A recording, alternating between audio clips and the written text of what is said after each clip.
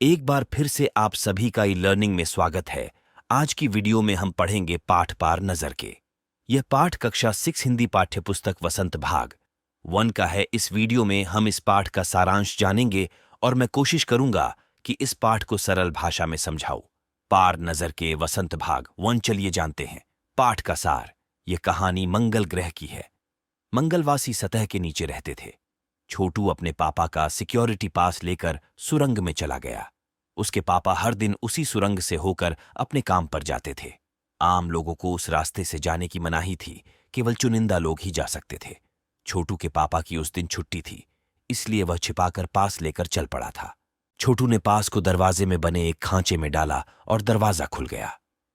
सुरंगनुमा रास्ता ऊपर की ओर जाता था। छोटू आगे बढ़ा, परंतु निरीक्षक यंत्रों द्वारा पकड़ा गया। निरीक्षक यंत्र ने छोटू की तस्वीर खींच ली और खतरे की सूचना सिपाहियों को दे दी। सिपाही छोटू को पकड़कर वापस उसके घर छोड़ आए। पापा ने उसे बचा लिया। पापा ने छोटू को बताया कि वह जमीन के ऊपर काम करते हैं।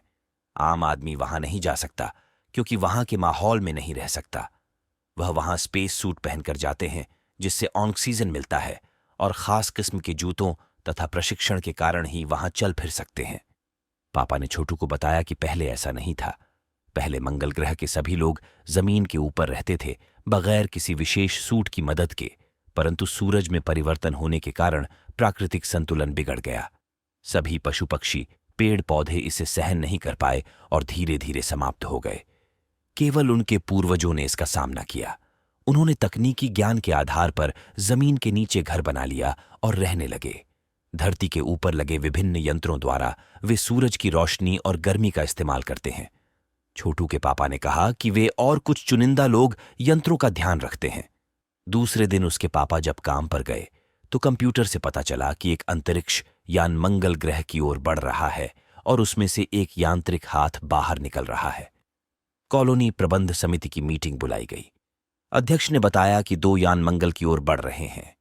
कॉलोनी की सुरक्षा की पूरी जिम्मेदारी नंबर 1 पर थी। उसने कहा कि उसके पास यान को समाप्त करने की क्षमता है, परंतु इससे उन्हें कोई जानकारी हासिल नहीं होगा। नंबर 2, जो कि एक वैज्ञानिक थे, ने नंबर की बात से सहमत होते हुए कहा कि अगर हम यान को नष्ट करते हैं तो दूसरे ग्रह के लोगों को हमारे बारे में जानकारी मिल जाएगी। नंबर 3, जो सामाजिक व्यवस्था का काम देखते थे, ने कहा कि अगर दूसरे लोगों को हमारे बारे में पता चला तो हो सकता है वो अगली बार और भी सक्षम यंत्र भेजें। इतनी देर उन्हें जानकारी मिली, यान जमीन पर उतर चुका है। उस दिन पापा छोटू को कंट्रोल रूम लेकर आए थे। पापा ने छोटू को एक कंसोल दिखाया जिस पर कई बटन थे। अंतरिक्ष यान से एक यांत्रिक हाथ बाहर निकला और जमीन की ओर बढ़ने लगा। सब लोग स्क्रीन पर देख रहे थे, परंतु छोटू की नजर कंसोल के ऊपर थी। छोटू ने कंसोल पर बने लाल बटन को दबा दिया। खतरे की घंटी बजी और सब कंसोल की तरफ देखने लगे। छोटू के पापा ने उसे एक थप्पड़ मारा और लाल बटन को पहले की तरह कर दिया, परंतु तब तक लाल बटन ने अपना काम कर दिया था और यांत्रिक हाथ की गतिविधि रुक गई थी। उधर धरती पर नासा ने अपना बयान जारी कर कहा कि मंगल की धरती पर उतरा हुआ अंतरिक्ष यान का यांत्रिक हाथ बेकार हो गया है। ठीक करने का प्रयास जारी है। इसके कुछ दिनों बाद अखबारों में छपा, रिमोट कंट्रोल के सहारे यांत्रिक हाथों को ठीक कर दिया गया है।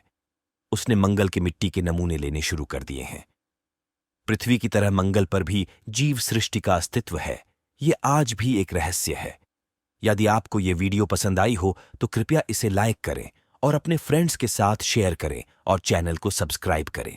अगर हर रोज कुछ नया सीखने की प्रचंड इच्छा रखते हो तो इस चैनल को जरूर सब्सक्राइब करना, बेल आइकन दबा लेना। धन्यवाद।